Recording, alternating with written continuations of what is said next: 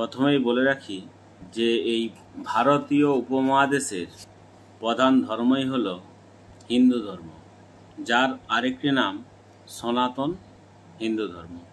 গীতাতে ভগবান শ্রীকৃষ্ণ বলেছেন যে সনাতন মানে যার কোনো মৃত্যু নেই এবং আবহমান কাল ধরে যা প্রবাহিত।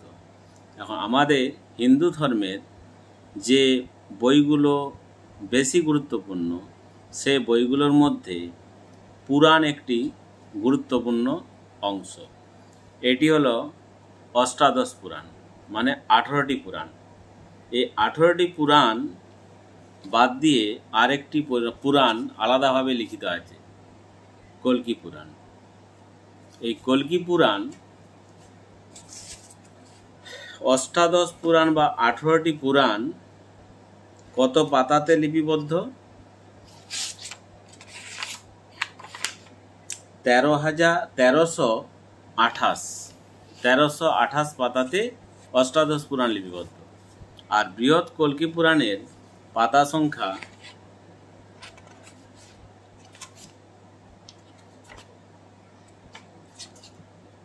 349। পুরাণ কি জিনিস না, পুরাণ সম্পর্কে যেটা প্রথম সেটা হচ্ছে বিশ্বের আধ্যাত্মিক সাহিত্যের আকাশে অষ্টাদশ পুরাণ সূর্য চন্দ্র ধ্রুবতারা সম অষ্টাদশটি উজ্জ্বল জ্যোতিষ্ক। এদের অপরিসীম আলোয় আলোকিত সাহিত্য জগৎ। পুরাণ এক অসামান্য জ্ঞান সমৃদ্ধ সাহিত্য সম্ভার, যার মধ্যে আত্মগোপন করে আছে মানব জাতির সামাজিক, আধ্যাত্মিক, বৌদ্ধিক, সাংস্কৃতিক সত্তা তথা পৌরাণিক যুগের জ্ঞানকর্ম ও বুদ্ধিদীপ্ত সমাজচিত্র। মহর্ষি বেদব্যাস জনশিক্ষার ব্যাপক প্রসারের দিকে লক্ষ্য রেখে বিচিত্র তথ্য, ভক্তি, জ্ঞান, দর্শন ও কাব্যের সোনালী মোড়কে পুরাণগুলিকে সুন্দর ও সুললিতভাবে লিপিবদ্ধ করে গেছেন। তার এই অসাধারণ কৃতিত্বের জন্য আজ সংস্কৃত সাহিত্য জগতে সুউচ্চ পর্বতের মতোই শোভা পাচ্ছেন। এখানে তিনি বলছেন, মানুষ যাতে প্রাচীন ভারতের পৌরাণিক কাহিনীগুলি জেনে প্রাচীন ভারত সম্পর্কে একটি গভীর জ্ঞান অর্জন করতে পারেন, সেজন্যই আমার এই প্রয়াস। তাই আমি সমগ্র পুরাণ থেকে শ্রেষ্ঠ আখ্যানগুলিকে তুলে এনে আমার এই গ্রন্থে মাল্যরূপে সাজিয়েছি। আমার আধ্যাত্মিক অভিযাত্রার এক একটি রূপকে পরিষ্কৃত করতে সচেষ্ট হয়েছে মাত্র ভারতীয় মনন ও মানসিকতাকে লক্ষ্য করেই আমার এই পুরাণ জগতে বিচরণ।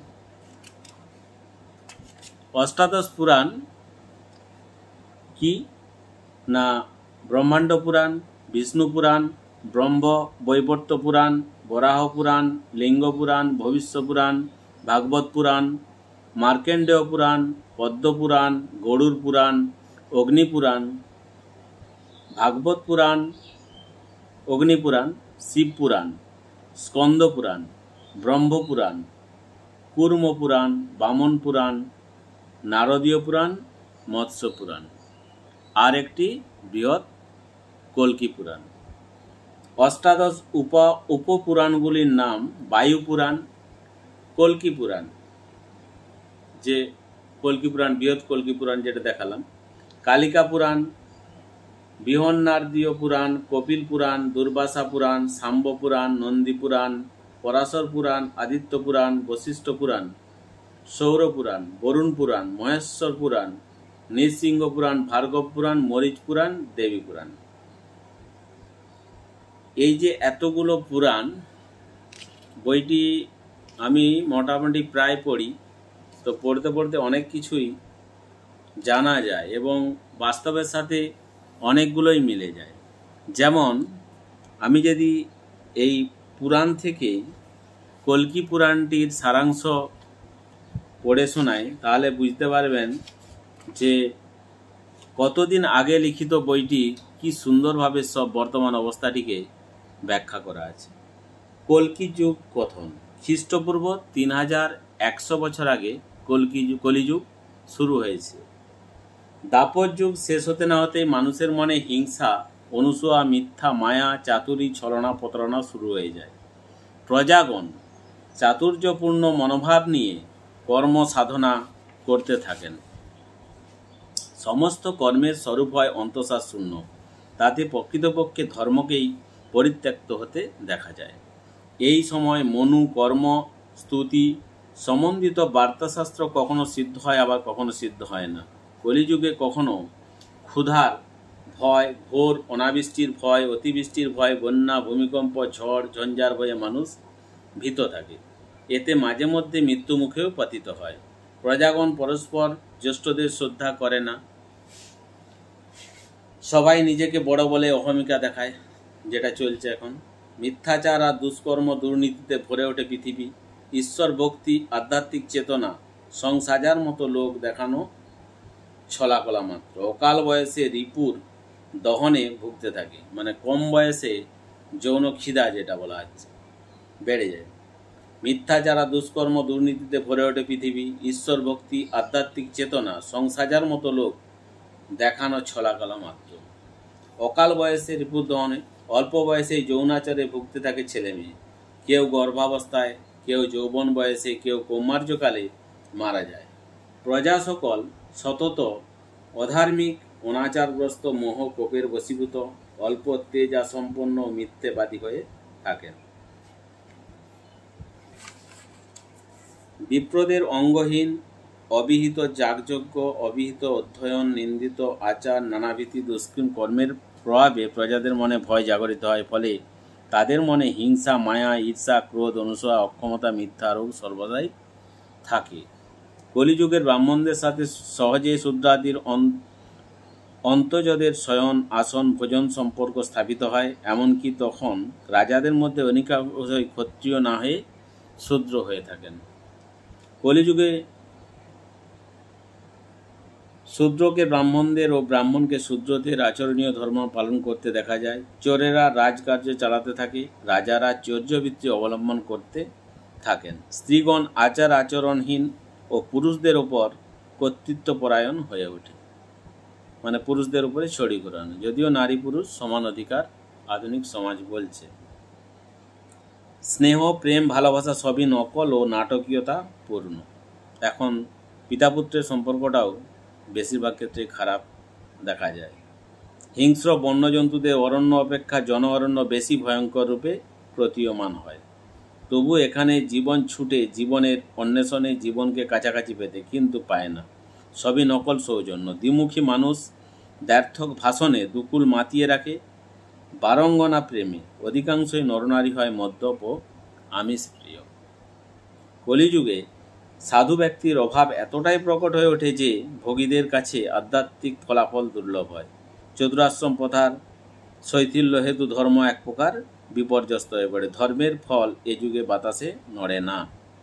যেটা বলে যে ধর্মের ফল বাতাসে নড়ে, কিন্তু কলিযুগে নড়ে না, এটা আমার কথা নয়, কল্কি পুরাণের, অষ্টাদশ পুরাণের কথা। তার কলিযুগের যে কথন। বৈশ্যরা শূদ্রতার উপর নির্ভর করে জীবিকা নির্বাহ করেন। দ্বিজগণ শূদ্রদের অভিবাদন করতে বাধ্য হন। বেশিরভাগ ক্ষেত্রে শূদ্রগণ জ্ঞানদাতাদের আসনে অবতীর্ণ হন। এই কলিযুগে পৃথিবীপতির সংখ্যা বৃদ্ধি পায়, মানে পৃথিবীতে অনেকই রাজা এবং পৃথিবীর পতির সংখ্যা বৃদ্ধি পাচ্ছে। পাষণ্ড, বৃথা, চিহ্নধারী মানুষে পৃথিবী ভরে যায়। পরস্পর যাচকের সংখ্যা বাড়তে থাকে। মানুষ হয়ে ওঠে মাংসাশী ও সারল্য শূন্য। এই কলিযুগে অধর্মের ফলে মানুষের মধ্যে কিছু নীচ প্রবৃত্তি দেখা যায়। মানুষ পর্দাধারী, কামুক, দুরাত্মা, দুঃসাহস প্রিয় হয়ে ওঠে। তার মধ্যে জ্ঞানহীনতা প্রকাশ পায়। পুরুষ হয় মুক্ত কেশ ও দুর্বল, শুক্লদন্ত, জিতেন্দ্রিয়, মুণ্ডিত মস্তক, কাঁসায় বস্ত্র পরিহিত শূদ্রতা ধর্মাচরণ করতে থাকেন। বহু লোক শস্যচোর, বস্ত্রচোর হয়ে ওঠেন। চোরেরা চোরের, অপহারকেরা অপহারকের ধন পর্যন্ত চুরি করতে থাকেন। জ্ঞান ও কর্মের পুণ্য নিবৃত্তি ঘটে যায়। প্রত্যেকটি লোক ক্রিয়ানুষ্ঠান রহিত হলে কীট, মুশিক, সর্প মানুষের বিনাশক রূপে দেখা দেয়। দুর্ভিক্ষ, সুমঙ্গল, আরোগ্য, সামর্থ্য ক্রমশ দুর্লভ হয়ে ওঠে। পেচকেরা ক্ষুধাতুরা দেশে বাস করতে বাধ্য হয়। কলিযুগে দুষ্পূরিত মানুষের আয়ুষ্কাল লক্ষণীয়ভাবে হ্রাস পায়। বেদসমূহ প্রায় দুর্লভ হয়ে ওঠে, যজ্ঞ অধর্ম পীড়িত হয়ে উৎপন্ন হয়, কষায় বস্ত্র পরিহিত গ্রন্থবিহীন সূত্র কাপালিকেরা প্রবল হয়ে ওঠেন। কেউ বেদ ব্যবসা করেন, কেউ কেউ তীর্থ ব্যবসা, দেবতা ব্যবসা, মহারাজ ও সন্ন্যাসী ব্যবসা করেন। এখন মহারাজ সন্ন্যাসীর সংখ্যাও বেড়েছে। ধর্ম ব্যবসা বলতে কীর্তন ব্যবসা, আর মন্দিরে মন্দিরে উপঢৌকন। কেউ আবার হয়ে ওঠেন বর্ণাশ্রম পরিপন্থী পাষণ্ড। কলিযুগ সূচিত হওয়ার সময় থেকে বেদ অধ্যয়ন ক্রমশ কমে আসে। ধর্মার্থ বিষয়ে শূদ্ররাই সর্বসর্বা হয়ে ওঠেন। আয়, বল, রূপাদি সর্বদিক দিয়েই কলিকালহীন হয়ে পড়ে। কলিযুগে যে ব্যক্তি অনুসয়াবিহীনভাবে স্মৃতি ও শ্রুতি অনুসারে কর্মানুষ্ঠান করতে সমর্থ হতেন তিনি শীঘ্র সিদ্ধিলাভ করতেন। তাই ত্রেতা যুগে 1 বৎসর, দাপরে 1 মাস, যেখানে কলিকালে মাত্র 1 দিন যথাশক্তি ধর্মাচর করলে সিদ্ধিলাভ সম্ভব নয়। সব যুগেই পূর্বলিখিত ক্রিয়া ও ধর্মাগাদি সম্পন্ন হয়ে থাকে। একে ব্রহ্মার দেবাকার বলে। বিভিন্ন যুগের নিজস্ব ধর্মানুসারে স্থাবর পদার্থের সঙ্গে মনুষ্য, পশু, পাখি আয়ুষ্কাল নির্দিষ্ট করা হয়েছে। কলিযুগে প্রাণীদের আয়ুষ্কাল অস্থিরতা লক্ষ্য করা যায়। সাধারণভাবে যুগ নির্বিশেষে মানুষের আয়ু 100 বর্ষ নির্ধারিত করা হয়েছে, আর পিশাচ, অসুর, গর্ধব, যক্ষ, রাক্ষস, সরীসৃপরা 1 যুগ পর্যন্ত জীবিত থাকে। কেউ বধ না করলে এদের মৃত্যু হয় না। শুধু জীবন সীমায় নয়, প্রাণীদের দেহ পরিমাণও যুগ অনুযায়ী বর্ধিত হ্রাস হয়। এই মর্তলোকে ধর্ম অধর্ম নামে 2টি শব্দ কর্মানুসারেই প্রযুক্ত হয়ে থাকে। প্রধানত কুশল অকুশল কর্মই ধর্ম অধর্ম নামে পরিবেশিত হয়ে থাকে। অতি বিনীত এবং সরল এই লোকে তারাই আচার্য পদপাদ্য হয়ে থাকেন। এরা নিজেরা যা যা আচরণ করেন তাই স্থাপন করেন। এরা যম ও নিয়মে যুক্ত থেকে শাস্ত্রার্থ চয়ন করেন। এদের উপদেশ মতো যা অভীষ্ট দ্রব্যার্থকে লাভ করা যায় তাই হলো ধর্ম। অন্যদিকে কারো আচরণে উল্লিখিত ধারণা মহত্বের অভাব ঘটলে তাকে অধর্ম আচরণ বলা হয়। দেবগণ, পিতৃগণ, মুনিগণ, সংযমাত্মা মানবগণ অভেদ দর্শন করে থাকেন বলে কোনো বিষয়ে এটি ধর্ম বা এটি অধর্ম বলে মত প্রকাশ করেন না।